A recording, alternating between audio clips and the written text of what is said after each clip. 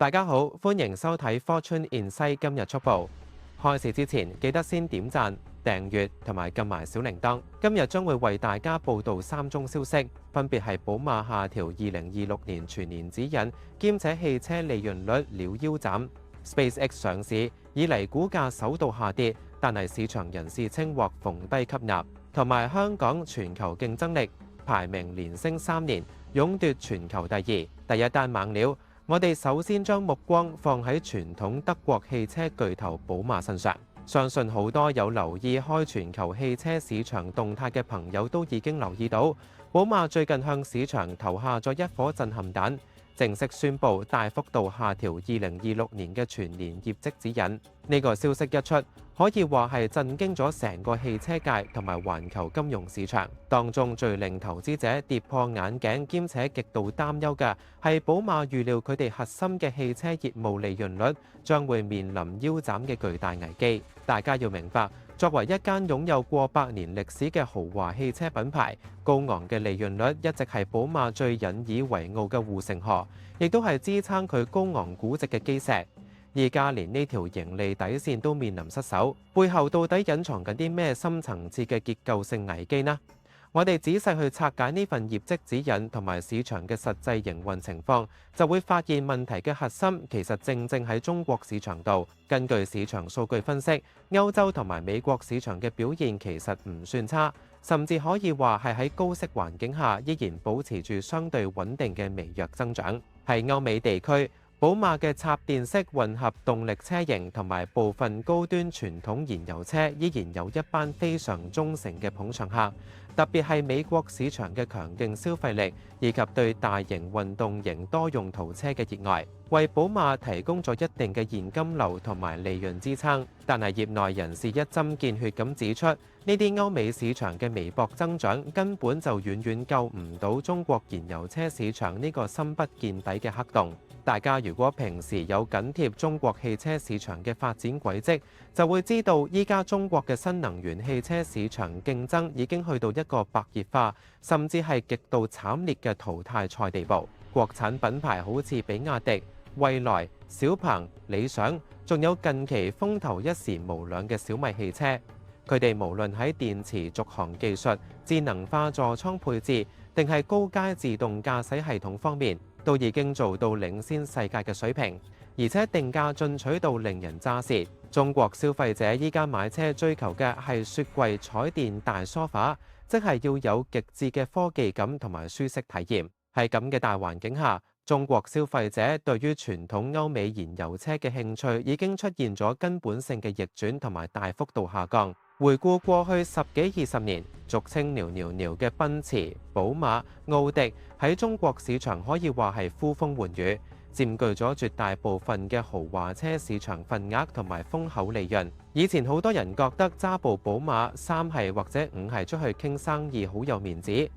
但係依家唔少年輕一代嘅消費者甚至中產階層，反而覺得買部智能化程度極高、性價比極強嘅國產電動車先至係最潮同埋最代表未來嘅選擇。呢種消費觀念嘅根本性轉變，令到寶馬喺中國嘅燃油車銷量出現咗斷崖式嘅下跌。為咗挽救銷量數字，保住市佔率，寶馬喺中國嘅經銷商網絡被逼要大開殺戒，大幅度劈價促銷。以前買部熱門寶馬車款可能要排長龍，兼且加錢買配件先至買到，依家就變成咗跳樓大平賣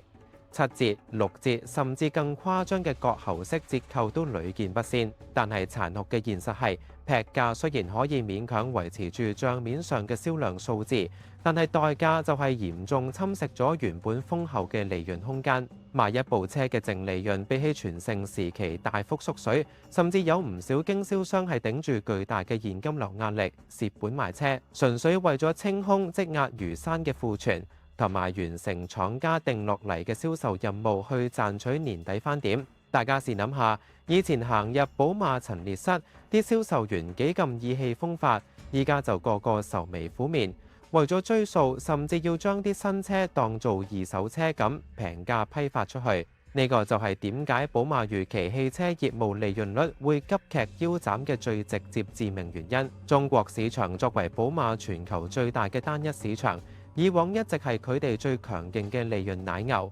貢獻咗極大比例嘅全球盈利。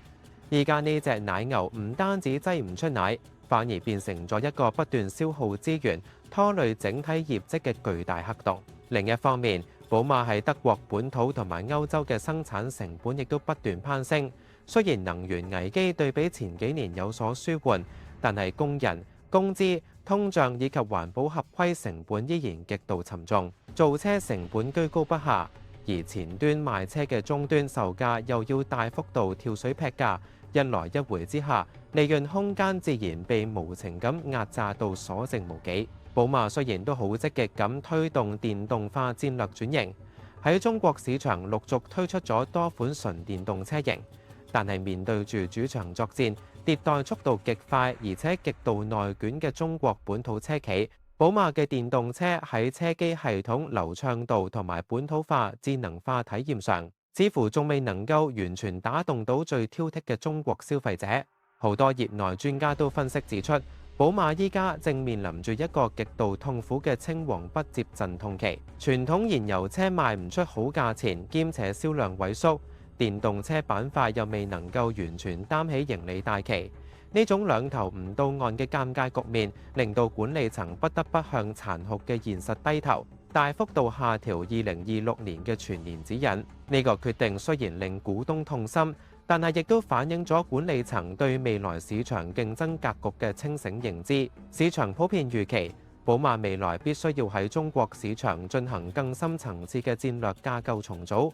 可能需要進一步精簡回報率低嘅燃油車產品線，將更多資金同埋研發資源集中喺開發針對中國消費者口味嘅下一代智能電動車平台上面。同時，佢哋亦都急需要重新梳理同經銷商嘅緊密合作關係，提供更多財務支援，幫助經銷商渡過呢個汰弱留強嘅寒冬。總括而言，寶馬今次嘅利潤率腰斬警告，絕對唔單止係一間單一車企嘅內部危機，更係成個傳統歐美百年汽車工業面對中國新能源汽車強勢崛起、技術換代浪潮衝擊下嘅一個深刻縮影。歐美市場嘅短期安逸已經完全掩蓋唔到中國市場嘅殘酷現實。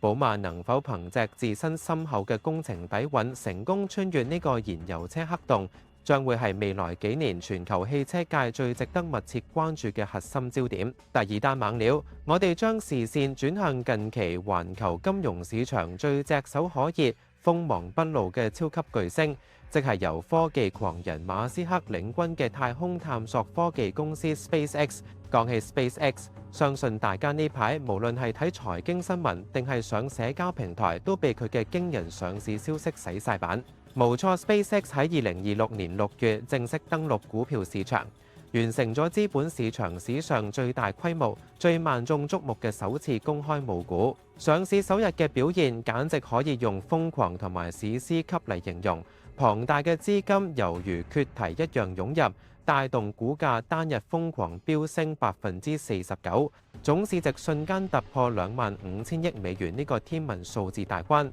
呢個數字到底係咩顛覆性嘅概念？即係話 SpaceX 一掛牌上市，市值就已經毫無懸念咁壓過咗電子商貿同埋雲計算巨頭亞馬遜，甚至直逼傳統科技霸主微軟，一舉躍升成為全球第5大高市值企業。馬斯克嘅個人身家亦都因為呢場資本盛宴而幾何級數暴漲，單日增加嘅帳面財富甚至超越咗股神巴菲特畢生積累嘅總資產，真正意義上做到富可敵國。不過金融市場嘅鐵律永遠都係充滿變數兼且反覆無常㗎，冇任何一隻股票可以脫離地心，吸力永遠淨係升唔跌。喺經歷咗連續幾日嘅狂熱追捧，散戶同埋機構大戶一齊陷入非理性亢奮嘅狂歡之後， SpaceX 嘅股價終於迎嚟咗上市以嚟嘅首度顯著下跌。根據權威財經媒體彭博社嘅詳細報導， SpaceX 股價喺最新一個交易日嘅盤中出現咗明顯嘅回調走勢。跌幅一度令到早前不問價追高嘅投資者飆晒冷汗。呢個突如其來嘅回調消息，即刻觸動咗無數市場參與者嘅脆弱神經。各大財經討論區大家都喺度熱烈探討，到底呢個係泡沫爆破嘅見頂信號，定係長遠升浪之中一次極度健康嘅技術性回吐呢？有華爾街資深嘅市場人士同埋分析師就即刻出嚟派定心丸。佢哋透過嚴謹嘅數據分析指出，今次下跌其實係非常之合乎市場邏輯，甚至可以話係一個千載難逢、逢低吸納嘅黃金機會。要透徹理解呢次股價下跌背後嘅深層次邏輯，我哋首先要仔細睇下 SpaceX 依家極之特殊而且傾斜嘅股份流通結構。目前市場上可以俾散戶同一般機構自由買賣嘅 SpaceX 股票數量，對比佢龐大嘅市值嚟講，其實係少到可憐。據統計，上市首日只有大約4.2%嘅總股本係處於公開流通狀態。大家試諗下，全球有數以萬億計嘅被動同主動資金掟住呢隻百年難得一遇嘅太空第一股，但係市場上得咁少貨源供應，呢種極度稀缺嘅流通量，就導致咗股價好容易被少量嘅買賣盤推高或者大幅質低，造成股價出現極端嘅劇烈波動。之前連續幾日嘅報復式大升，好大程度上就係因為供求嚴重失衡，全球資金瘋狂搶貨，連不計成本追入嘅市價盤都多到塞爆交易所系統。而家股價出現回吐，好大機會係部分早期參與私募融資捱咗好多年嘅機構投資者，或者打新中籤嘅幸運散戶，見到帳面利潤已經咁豐厚，決定按捺不住先行獲利離場，將真金白銀袋落袋先算。而且隨住未來幾個月限制內部人士同埋早期員工出售股票嘅禁售鎖定期將會陸續屆滿，市場預期將會有更多嘅員工持股同埋早期風險投資基金嘅股票大規模流入二級市場。呢個潛在嘅巨額供應增加預期，無可避免咁對短期股價構成咗巨大嘅心理陰影同埋實質嘅下行拋售壓力。不過，對於目光遠大、着眼於未來10年甚至20年嘅長線投資者嚟講，呢啲短期嘅供求失衡、波動根本不足為懼，甚至絕對係一件好事。好多頂級科技基金經理都斬釘截鐵咁明言，如果 SpaceX 股價因為呢啲技術性同埋流動性因素而進一步被質低，佢哋絕對會毫不猶豫咁打開支票簿，大舉進場，把握機會加倉。因為如果我哋回歸基本面嚟睇 SpaceX 喺成個全球太空產業嘅絕對壟斷霸主地位同埋指數級嘅盈利增長潛力，暫時喺地球上係冇任何一間競爭對手可以望其項背嘅。無論係星鏈計劃，目前已經為全球偏遠地區、海事同埋航空領域帶嚟嘅極度穩定而且龐大嘅寬頻訂閱現金流，定係萬眾矚目嘅星艦項目，未來喺深空探索、重返月球、火星殖民同埋顛覆性嘅點對點商業跨洲太空旅行方面嘅無限商業想像空間，都賦予咗 SpaceX 極高嘅估值、日價同埋無可估量嘅增長天花板。市場普遍樂觀估計，成個太空經濟規模喺未來10幾年將會爆發式增長到數以萬億計。而 SpaceX 毫無疑問就係呢條黃金賽道嘅唯一收費站同絕對贏家。除此之外， SpaceX 未來幾個星期仲隱藏住一個極大嘅潛在資金催化劑，就係被納入各大主要股票指數嘅預期。納斯達克交易所為咗迎合 SpaceX 呢隻史詩級巨無霸，已經破例修改咗上市規則，允許好似佢咁具備龐大市值同影響力嘅新上市公司，可以以前所未有嘅速度被納入核心指數。呢個舉動意味住，所有追蹤納斯達克100等旗艦指數嘅數以千億計被動型基金同埋交易所買賣基金，好快都會被逼喺市場上無條件掃貨買入 SpaceX 嘅股票。呢股龐大而穩定嘅被動資金流入，無疑會為股價築起一道極其堅實嘅防禦長城。不過，另一間主要嘅指數編製巨頭標普道瓊斯公司就相對保守，決定維持原有嘅嚴格規則，唔會為任何新上市公司開綠燈，即係話 SpaceX 暫時唔會即時被納入標普500指數。呢個決定雖然令部分期望即時炒作標普納入效應嘅短期投機客有啲失望，兼且觸發咗部分沽壓。但係長遠嚟講，只要 SpaceX 嘅盈利持續符合標準，強勢入局標普500絕對只係時間問題。總結嚟講，SpaceX 股價嘅首度下跌，正好洗走咗部分信心唔堅定嘅短線客，令到整體籌碼分佈更加集中同埋健康。對於一直虎視眈眈想買，但係又嫌之前升得太急、太誇張而唔敢高追嘅投資者嚟講，今次嘅回調可能真係一個值得認真做功課同埋考慮嘅絕佳入場時機。當然，投資高科技產業涉及嘅風險絕對唔細，火箭發射失敗或者政策改變等太空產業嘅不確定性依然長期存在。大家喺決定逢低吸納之前，一定要保持冷靜，做好最嚴格嘅風險管理同埋資產分配。第三單猛料，我哋將焦點帶返嚟大家最關心嘅香港。呢個消息相信會令到好多一直默默耕耘嘅香港人覺得非常振奮同埋鼓舞。根據國際權威機構國際管理發展學院最新隆重發布嘅2026年世界競爭力年報，香港嘅全球競爭力排名大放異彩，連續3年錄得穩步上升，今年更加係力壓群雄，成功攀升一位，勇奪全球第2位嘅驕人殊榮。呢個成績絕對唔係一件簡單嘅事，因為呢個正正係香港自從2019年經歷社會動盪以嚟所取得嘅最高國際排名，充分兼且毫無保留咁證明咗香港喺經歷咗過去幾年嘅種種嚴峻挑戰、世紀疫情同埋風風雨雨之後，經濟基本面同埋社會嘅整體綜合實力已經全面強勢復甦。甚至比起以前任何一個時期，更加展現出強大嘅韌性同埋蓬勃嘅活力。我哋深入去察局，睇下呢份極具分量嘅年報嘅具體評分細節，就會清清楚楚知道香港今次到底贏喺邊度。呢份競爭力年報主要係根據4大核心競爭力因素嚟嚴格評估全球各大經濟體嘅綜合表現。喺呢4個關鍵範疇入面，香港嘅成績表可以話係非常之亮眼同埋標青。首先，最值得全體香港市民同埋公務員團隊驕傲嘅係政府效率呢一環。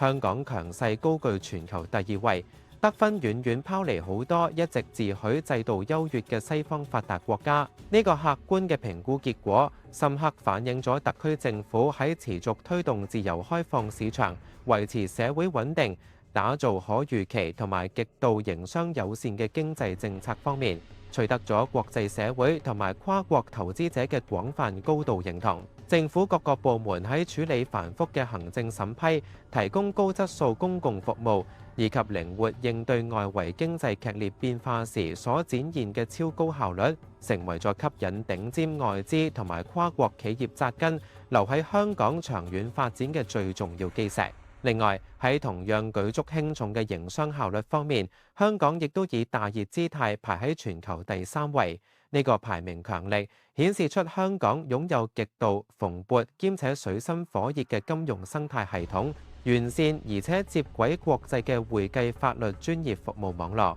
以及同國際最佳標準無縫對接嘅高效率商業運作模式。呢啲得天獨厚嘅優勢，為各大企業提供咗一個極具競爭力、無可挑剔嘅優質營商環境。至於基礎建設同埋經濟表現呢2個極其重要嘅實體範疇，香港就分別穩佔全球第8同埋第11嘅前列位置。雖然單體名次未入到3甲，但係放眼全球過百個經濟體，依然係處於絕對領先嘅第一梯隊位置。如果我哋再用放大鏡細緻咁去剖析各個競爭力子因素嘅具體得分，香港嘅獨特優勢就更加呼之欲出，兼且無可匹敵。例如喺稅務政策同埋商業法規呢2項關乎企業命脈嘅指標，香港更加係憑住簡單透明嘅制度，無懸念咁勇奪全球第一。簡單低稅制一直係香港享譽全球嘅金漆招牌，無論係企業利得稅定係個人薪俸稅，稅率都極具全球競爭力。加上清晰、透明兼且全面接軌國際普通法嘅法律體系，令到跨國企業同埋家族辦公室可以好安心咁將巨額資金調撥過嚟，喺香港設立亞太區甚至全球地區總部，而完全唔需要擔心會出現朝令夕改嘅政策風險。另外，香港嘅金融指因素排名高居全球第二，再次向全世界肯定咗香港作為頂級國際金融中心嘅穩固龍頭地位。至於國際貿易、國際投資、企業管理方式同埋教育質素呢幾項就全部排喺全球第三。用鐵一般嘅數據證明香港喺吸引外資同培育頂尖人才方面依然充滿冇辦法抗拒嘅魅力，而公共財政同埋基本基礎設施就齊齊排喺全球第四。呢一連串令人眼前一亮、極度標青嘅高排名，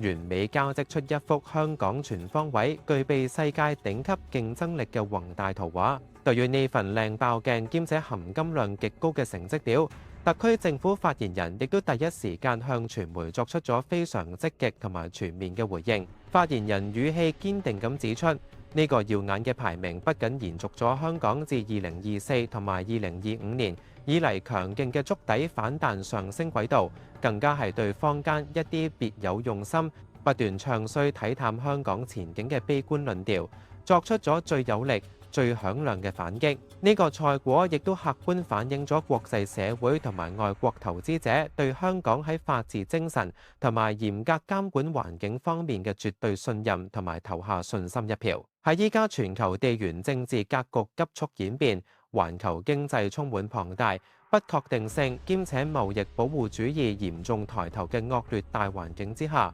香港依然能夠逆市取得咁卓越嘅成績，全賴一國兩制呢個無可取代、行之有效嘅獨特制度優勢。香港一直堅持背靠祖國龐大嘅內需市場同埋強大嘅生產力後盾，同時又保持高度自治，暢通無阻咁聯通世界各地，以穩健可靠嘅金融體系。極度開放嘅自由市場同埋近年持續不斷對創新科技嘅龐大資源投入，成功將自己打造成為一個兼具資產安全與業務增長機遇嘅超級價值樞紐。事實上，唔單止係呢份競爭力年報派發成績表，香港近期喺多項權威國際排名，包括全球經濟自由度指數、國際金融中心指數同埋全球人才吸引力排名等方面，都屢屢創出佳績。特別係特區政府近年大刀闊斧推出嘅各項搶人才同埋搶企業計劃，好似搞得非常成功嘅高端人才通行證計劃咁，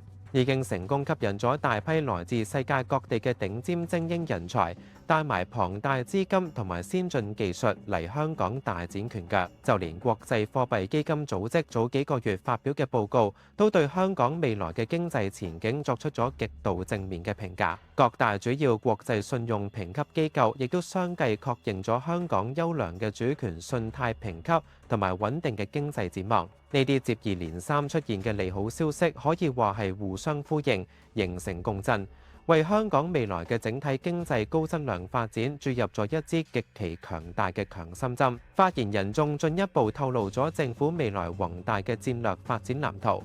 目前特區政府正全力以赴制定首份長遠嘅5年規劃，目標係要更加積極同埋精準咁對接國家即將出台嘅15+5規劃。喺國家嘅堅實政策支持同埋大灣區深度協同發展嘅強勁東風之下，特區政府會同社會各界齊心協力，全面強化香港作為超級聯繫人同埋超級增值人嘅不可替代角色。香港唔單止要繼續擔當跳板，幫內地企業走出去拓展海外版圖，仲要發揮橋樑作用，幫高質素外資引進嚟開發內地市場。政府未來會致力更好咁融入國家整體發展大局，全力推動綠色金融、微電子研發、人工智能、生物醫藥等高質量發展前沿領域。呢個全方位嘅發展策略，唔單止會為廣大香港市民同埋本地中小微企業創造出前所未有更加多新嘅發展空間同埋優質就業機會，更加會為全球嘅投資者帶嚟源源不絕、潛力無限嘅巨大新機遇。總括嚟講，香港今次強勢重返全球競爭力第2位，絕對係一個振奮人心兼且具有歷史意義嘅重要里程碑，用實力證明咗香港依然係全球最具吸引力、最具競爭優勢同埋最靈活變通嘅國際大都會之一。我哋絕對有100%充分嘅理由對香港未來嘅長遠繁榮發展充滿堅定嘅信心，期望香港可以繼續喺國際大舞台上發光發熱、大放異彩。多謝收睇 Fortune Insight 今日速報。唔知大家對於以上幾宗新聞又有啲咩嘢睇法呢？歡迎喺留言區分享你嘅意見。如果大家面對港股同美股而家咁難搞嘅市況，覺得有啲不知所措，想學多啲嘢，又想參考各大股票名家嘅即時操盤心得，可以考慮訂閱 Fortune Insight Prime。另外，你亦可以直接聯絡90後投資經理阿賢幫手做資產管理，喺下面資訊欄填一填，將 Google Form 就得。喺香港生存，一定要知多啲金融黑幕、內幕爆料同埋經濟投資專業知識。現金流有壓力，有個方法教你零成本賺銀行錢，仲可以套現到170萬，利用信用卡免息分期賺積分，再賺埋高達10萬蚊利息。請即刻訂閱渾水財經 Channel Patreon， 資訊欄一樣有訂閱連結，希望可以喺呢啲產品度見到大家。再見。